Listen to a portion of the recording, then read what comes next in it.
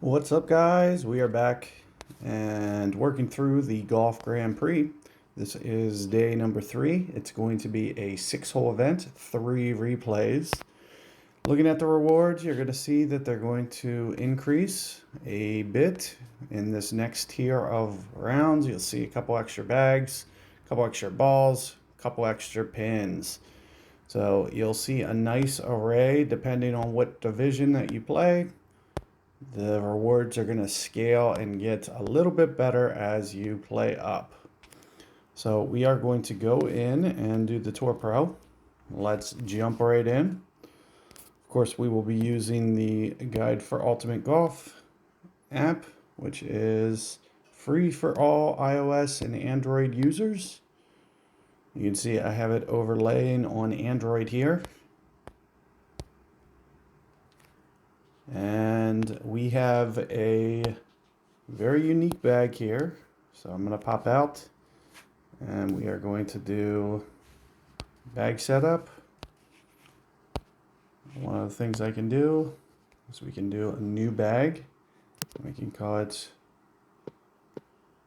Grand Prix Day 3. And we'll copy from Grand Prix Day 2, for example. Just so we have all the changes. Basically, this is just building sets of bags as we go along. As long as we don't have to change clubs, that is. Because every single day has been a unique club.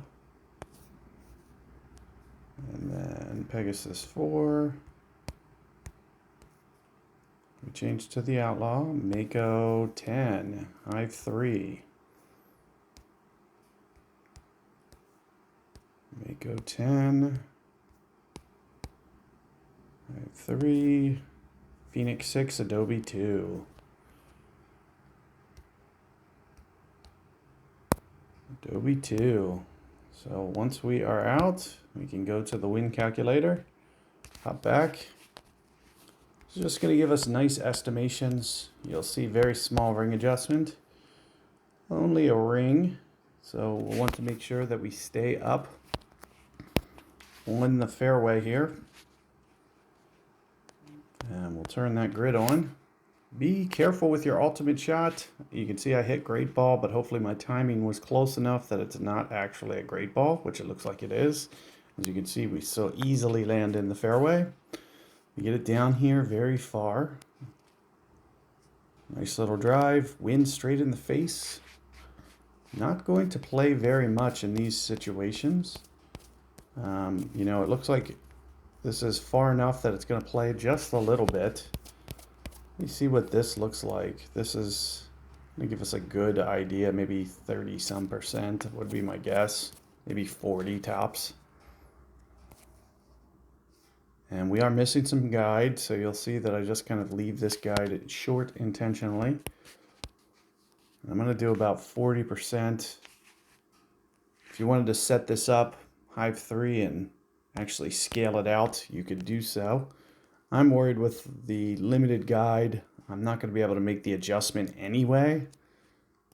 But you'll see it's a very small adjustment. And I'll show you exactly what it looks like after I adjust. So it looks like I'm left edge of the cup. So this is very, very small adjustment. And there you can see we catch our ultimate. It's coming in, coming in. Oh, just over the right edge of the cup. So just needed just a hair more. But that's for you guys to just kind of use as a reference. If you want to build out the full span, this span that I'm using here is for a different club. So I knew it was just going to hit 5 is what it's scaled to, power 7.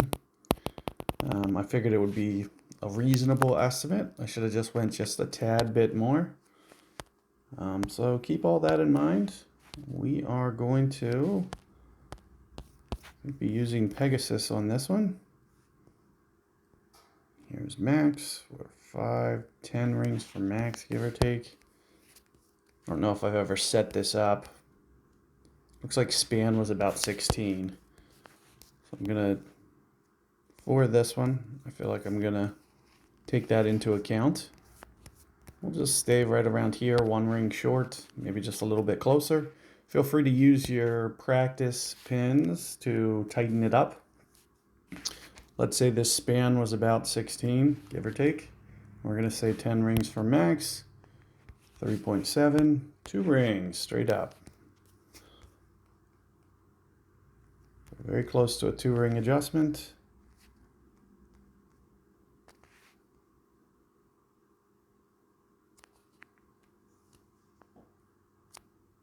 Let's go right there. And like I said, use your practice, use your clans, do everything that you need to. It looks like it landed pretty good, but then you can see that the bounce was very left. So it landed pretty spot on right in front of the hole. We can either go extra or we can try to side spin against that. So the 2 rings in general was pretty spot on, but it was more of a spot adjustment. So keep all that in mind. And you should be able to hone in on that one, potentially get the ace. You can see my depth looked pretty good. So about one full ring from the cup was actually pretty solid there. This is going to be a hole that you're definitely going to have to be careful on. You know, no great ball left, for example. Ideally, you don't even want to do great ball anything. So make sure that you are getting those ultimate shots, because with an outlaw, that is a tight space. You can be in the water with a great ball left. You're probably going to be in the woods with a great ball right. But at least the woods, you'll probably still get your eagle. So definitely watch out for that water ball. And here you can see we're going to have to be going Mako. I'm just going to count my span. That's 10 rings. This is 20 rings. I know I've never used this before. There's 30 rings. I don't think it will go 40. Yeah, it does. There's 40. We're going to keep going. Almost 50 rings. 49, give or take. I'm just going to set my span up. I'll call this 48 span or something. I was just kind of fast adjusting. This is 10 for max at least. This is 13 for max, which looks relatively good. 14 for max, something like that.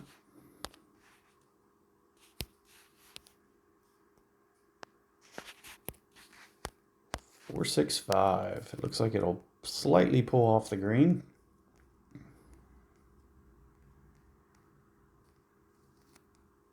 Four, 6, 5. I don't have a lot of faith in Mako in general, so I'm just going to kind of fast adjust. If you guys want to take a little bit more time, be a little bit more precise than me, definitely highly recommend. It is going to come down to a game of inches. You can even see that that rolled out a little bit far. The adjustment itself looked pretty spot on. So I just needed to keep that ball guide even shorter. So I'd almost put that, do one of two things. Either put that ball guide right on the front of the green for this hole, or alternatively, the other option you do, you can bring one of the backspin pins. Even 10 backspin might be enough there. So like a backspin 10 or something, it might make it that much easier for you. So definitely keep all that in mind. I was gonna try, see if we can't land this off this rough here. Might be a little bit tough. You're probably gonna have to play through the trees on this. Just saying 1.3 rings. Anytime you're playing through the trees, definitely gonna make it a little bit more difficult. Looks like this spot is good. Let's just see what this does. You know, it looks like it didn't hit the tree. You might hit the tree though, so keep all that in mind. All things considered, this is a pretty good shot. I didn't add any curl. I wanted to make sure that I'm safe rather than sorry. And you can see a very nice close eagle putt. So really good opportunity for you to get your tiebreakers up. And that's going to really be a game of inches. If you can, you know, potentially go for the hole-in-one, get it to an 1800 tiebreaker, definitely going to put you in the money. Hopefully, to be able to get past this round. And, you know, this is another perfect opportunity here. You know, maybe it's one of those holes that you want to pull out an 80% ball, get that wind, and then maybe use a driver wood pin. This is probably a pretty good opportunity to do so. It's going to add top spin to this club when you use driver wood. So we'll get top spin, we'll also get power boost.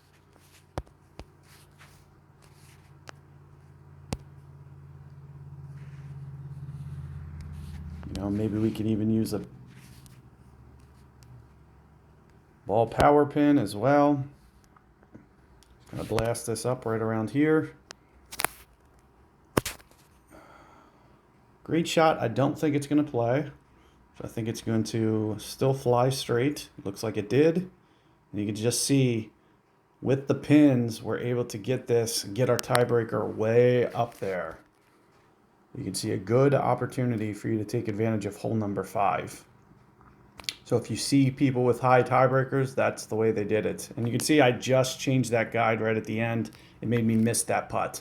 But you should easily be able to execute that putt. Just make sure that you don't do what I did, which was, you know, right as I released, moved it out of the hole. Just ever so gently, and you can see it just lipped out on me. So you can be a little bit more methodical with your putt than I was, for sure. I'll just come back here. We're just going to finish this guide off.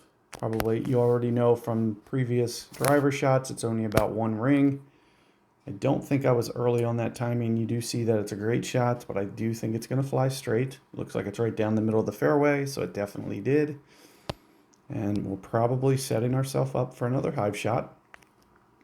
Again, I'll use this, but you know, use it as a grain of salt with your span. You can check, see what the full span looks like. This is the full span, but I'd imagine, yeah. So you can see it's a little outside that span. Maybe I have a closer one, maybe like hip 9, for example.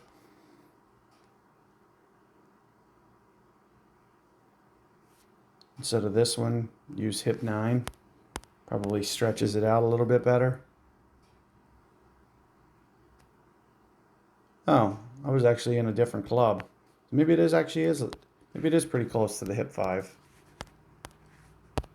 Yeah, it's pretty close. So that just shows you that we'll be able to, percentage-wise, it looks like maybe 84% there, give or take. And that should be a good estimation. Maybe come in just a little bit.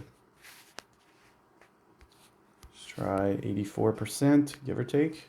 83, 84, 3-4. So we'll go 3-4 rings here. You can see I'm keeping that ball guide a little tight on the hole. And 3-4, I'm not going to be too precise with my ring count. Like if you want to take it to the next level, probably highly recommend. But for me, you know, I'm just kind of casually trying to set this guide up for you. A little bit slow there on my release, but it looks like everything flew straight and sure enough right into the center of the pin. So you can see there some good opportunities on this setup.